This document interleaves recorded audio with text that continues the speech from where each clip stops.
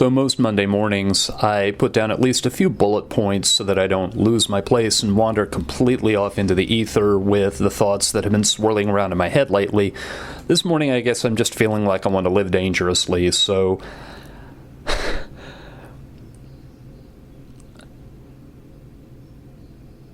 I have a test that I'm giving this week on Friday in my argumentation class.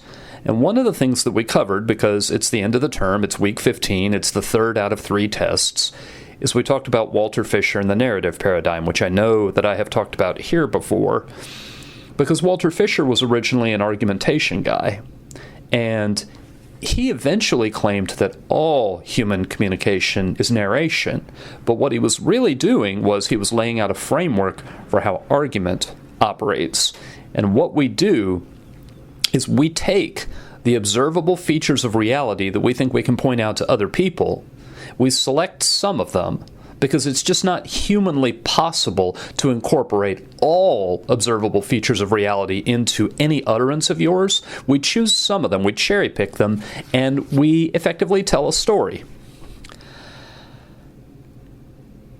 And it's from that storytelling that our norms emerge, our sense of right and wrong. So stories have happy endings, they have sad endings. As we become more sophisticated, they have bittersweet endings, they have endings that make us feel ambivalent, and then the literary art gets more and more complex, and stories get more and more nuanced, but still running through all of it is a sense that there are things we approve of and things that we disapprove of, and that approval or disapproval is influenced by the outcome of the story, and it's also the filter through which we view the story. It's kind of the guiding logic that drives the telling of the story.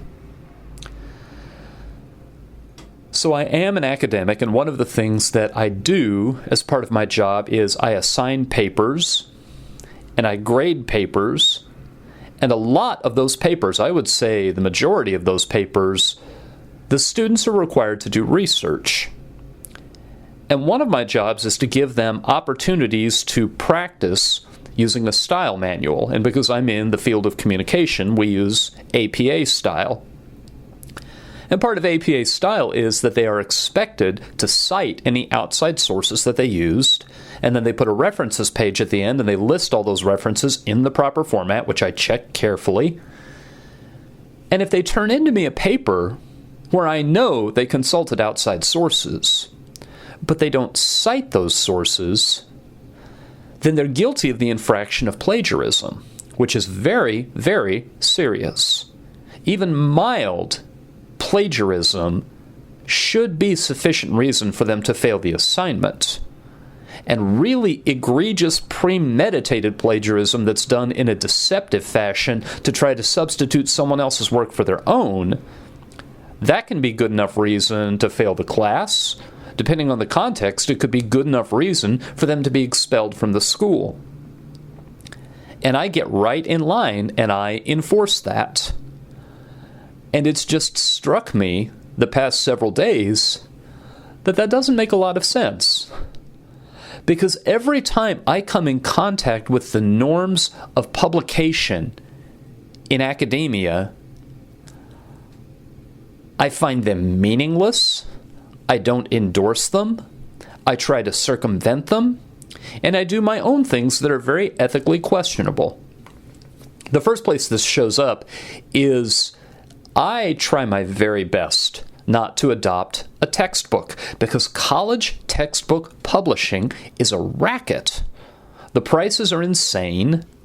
They put out new editions where they make only cosmetic changes, but then they'll change around things like problem sets to where students are required to spend the money to buy them. And these students very often are very, very economically unstable, very, very vulnerable, and that's who we milk for money. And down in the pit of my stomach, that bothers me. So every class I teach where I have been able to not use a textbook, that's a choice I lean in the direction of. Sometimes, as was the case in my argumentation class this term, late in the term I realized what a price we pay. that actually assigning reading can lay down the foundation of what we're going to talk about, and then I can cover a lot more ground in class because they come in with a foundation of understanding. And actually, the next time I teach argumentation, I'm going to have to rethink how to do it. I keep not wanting to because it'd be very labor-intensive, but I effectively need to write my own textbook. Maybe not an entire textbook with all the bells and whistles, but I need to write a lot of prefatory introductions. There's a redundancy, prefatory introduction. I need to write a lot of introductory essays that explain the basic concepts so that in class we can focus on being interactive and mastering the concepts, knowing how to apply them. That's for the future. But at any rate, I have this just aversion to college textbooks. Now that is not a facet of publishing in academia where I think that I behave in an ethically shaky, wobbly fashion. I did 1 year when I taught interpersonal communication. I adopted a textbook that had been put up by the Saylor Foundation, Saylor, if you're curious. And the professor who wrote the textbook had originally put a Creative Commons license on it, but then changed his mind, abandoned that edition of the textbook, did a fairly energetic updating of it, and went to a publisher and published it.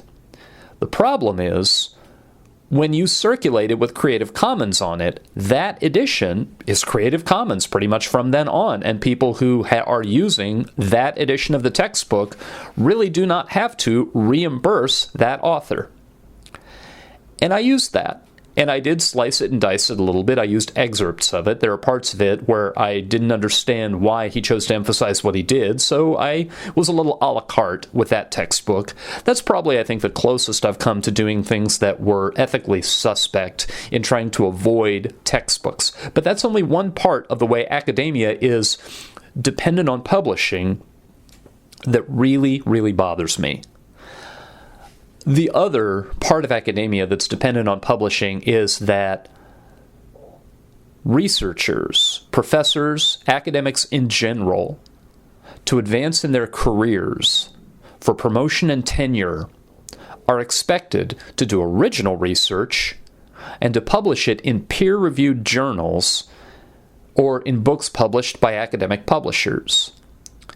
And those are also the pricing is just absolutely unreal. I read an article, I'm not going to remember where it was published, over the weekend, that's just a couple of days old, that talks about the enormous profit margins that these academic publishers clear every year. And the problem with that is a lot of that research is grant funded, and a lot of those grants come from government agencies, which means the taxpayers have already paid for that research, but they can't see it unless they're affiliated with an institution that pays an obscene subscription fee to get those journals. And there are a lot of academic publications that I would love to have access to, because if I could get at that information, I would incorporate it into my teaching, but I can't because I teach at a tiny college, and we don't subscribe to a lot of those journals. We don't subscribe to a lot of the research databases that will let me see those journals, and that's where I start to get... I may need to be careful how much I say, since I am putting this out publicly. I will say that there exist tools that allow people to get around paywalls and see journal articles that were published in those journals that cost a lot of money to subscribe to. Sometimes the person who did the research in the first place will post the preprint on their own website, on their university's website, and I've seen a lot of articles that way that I would not have been able to see if the researcher didn't do that.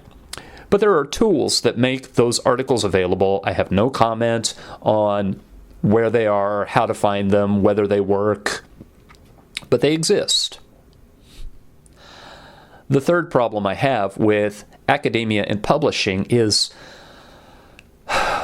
we are in kind of an impossible situation, because how do you differentiate the faculty that you ought to keep from the faculty that you ought to let go? There's a little bit of a problem with doing it on classroom effectiveness, just because we're never really prepared to be effective educators in the whole pathway, the whole road to becoming a professor. We're trained to become content experts. And if we had to spend all the months and years doing the hard work of learning and preparing to get a doctorate, and then on top of that had to go through the preparation that teachers go through, I don't think anybody would ever choose that career, because it would definitely, I think, well, okay, I may be exaggerating a little bit, but it would be up there with the preparation that goes into getting an MD. It would just take years and years and years.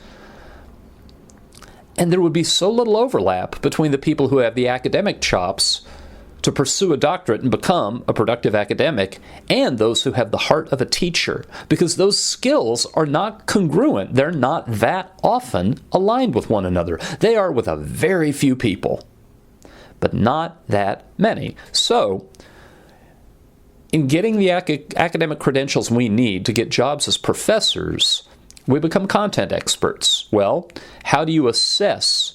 How do you give a performance review to a content expert? You see if the content expert is staying current in the field and contributing to the field by doing original research and publishing it. The problem is you're doing a lot of comparison of apples and oranges because so many academic fields are so very different. And the attempt to make all of this work bureaucratically, to make it all fit into a smoothly functioning organization, that's what produced the phenomenon of publish or perish, where you have to crank out the publications. The university's attitude is, what have you done for us lately? So if a year goes by and you didn't get 2 or 3 things into print, your job security starts to look a little shaky. And that creates the phenomenon that academics talk to each other about, the least publishable unit. So you have one very good discovery, very good breakthrough in your work, and you say, I could get 4 or 5 articles out of this, and that's going to look very good to the people who employ me. Now, you could have one thoughtful, helpful publication from it, or you could spread it among 4 or 5 different journals for the sake of organizational politics, for the sake of getting as many different colleagues aware of your work as possible to drive up your impact factor. And if you don't know what impact factor is, it would take all day for me to explain it, but once again, it's an attempt to turn the importance of your research into a number that can be compared to other people's numbers. The fact that the way people's careers go, they're under that kind of pressure to publish that way, not in a way that their work actually helps people understand the world better, not that it's available to teachers and to curious people, but that it makes them in their university and in their field more powerful. That's another problem I have with academics and publishing. So to reel all this back in, I enforce standards of citing sources, and I enforce the plagiarism penalty, and the rationale behind that is I am to think of my students as little apprentice scholars. I'm to think of them as professors on training wheels. And if I ever were to try to claim credit for someone else's research as my own and try to advance my career with it, that would be pretty blatant, egregious theft. That would be breaking faith with my colleagues in the field, and it would be breaking faith with the university, and they would be pretty justified in taking severe punitive action against me. But that whole system is so irrational so many different ways. It's such a money machine for people who did no work to produce what they sell, and it's this bizarre rigged game that does not contribute to the well-being and success of people who want to learn about the world. So when I feel that uninvested in helping this system work in the way it's been working, why is it that I continue to impose on students the requirement that they cite sources and hold over them the threat of plagiarism? There's this huge disconnect. And this kind of disconnect shows up all over the place. You could call it hypocrisy. You could call it cognitive dissonance that I've just never resolved. It could be that I am just cynical, that I go through the motions, that I try not to think about this glaring inconsistency. It could be that this inconsistency is buried so deep under routine that I went a long time without noticing it. And to be honest, that's the true answer. But when I really, really think about it, and then I think about some of the people whose political position is very removed from mine, people whose engagement with community is far off at the other end, some of the people who were Trump voters, some of the people whose political positions to this day I don't understand. One big inconsistency is I hear people do so much trashing of government. Government can't do anything right. Government needs to be cut to the bone. And yet still the United States is the greatest country in the world. And every detail that they'll point to elaborate on that, it hasn't been the giants of industry. It's been government action. It's been the founding fathers. Guess what? They worked for the government. It's been World War II. You know what? The World War II was won by the United States military. All of its branches were government agencies. We didn't have a private mercenary army. And I've always been struck by this disconnect between hyper-patriotism and loathing of the government of the United States. But I wonder how many people out there are struck by my harsh criticism of how academic publishing works, and yet at the same time enforcing the norms of academic publishing practices on my own students.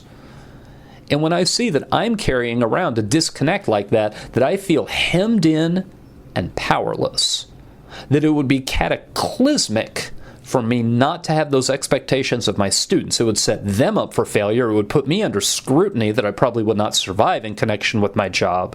But every time I think carefully about how publishing influences academia, once again, I think this is meaningless. It's absurd. But what am I supposed to do?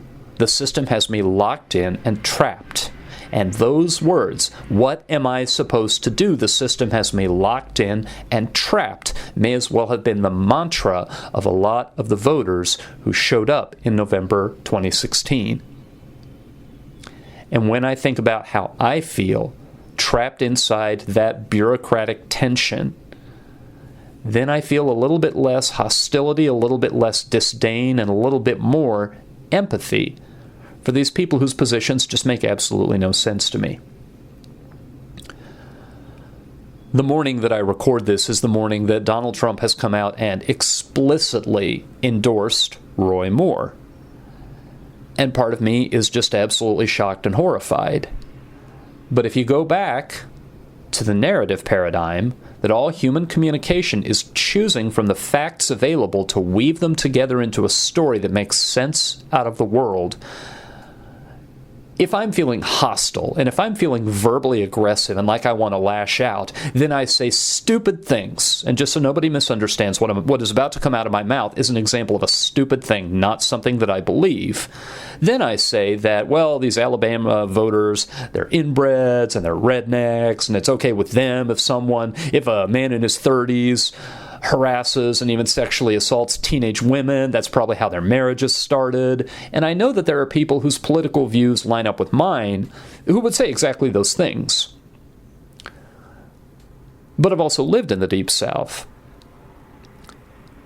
And I think that all along, as the current wave of women going public with their experiences being harassed, all along there have been people who said, well, where were you all these years? This just doesn't ring true. And where I am positioned in my communities, with the people that I talk to, with my experiences, with the ideas that come together to make the framework of my life, that does ring true. But I'm aware that there are people out there for whom it doesn't ring true. And I'm also aware that going all the way back to Donald Trump first declaring his candidacy, part of that narrative was they're going to try to bring him down by amping up a scandal. You watch. That's what they're going to try to do.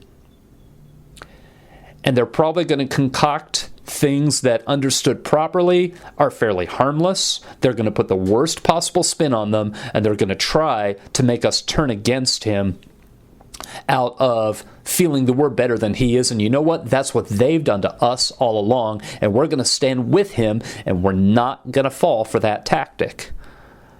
And the momentum from that choice, all the way through, I know I'm repeating myself for the billionth time, but all the way through the Trump campaign, he would do something that went even further, and people would say, well, this is it. This has to be what ends his career as an office seeker. And it never was, because the exact constituency that he appealed to, they had made that commitment. This is what they're going to try to do to bring him down.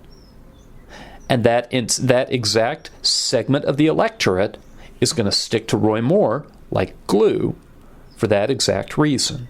They are taking the available evidence, they're taking parts of it, and the parts that they are taking are the parts that fit into the story that they are telling themselves to make sense of their world. I have a former student who emailed me earlier this week talking about a dream of his that he wants to be, and sometimes he listens to this, so he may hear himself being talked about, and he's done that to me before, so turnabout is fair play. But he talked about a dream about wanting to be a public speaking teacher and wanting to help people to tell their stories, and that was on my mind this morning because I was thinking about the narrative paradigm and about competing narratives and about selecting from the observable evidence of the world to tell yourself a story that makes sense of your own world. And the thought that came looming up in my mind was, there are stories that you just got to beware of. And it can feel very satisfying, and it can feel very straightforward that if you help people to tell their stories, that has to be something benign.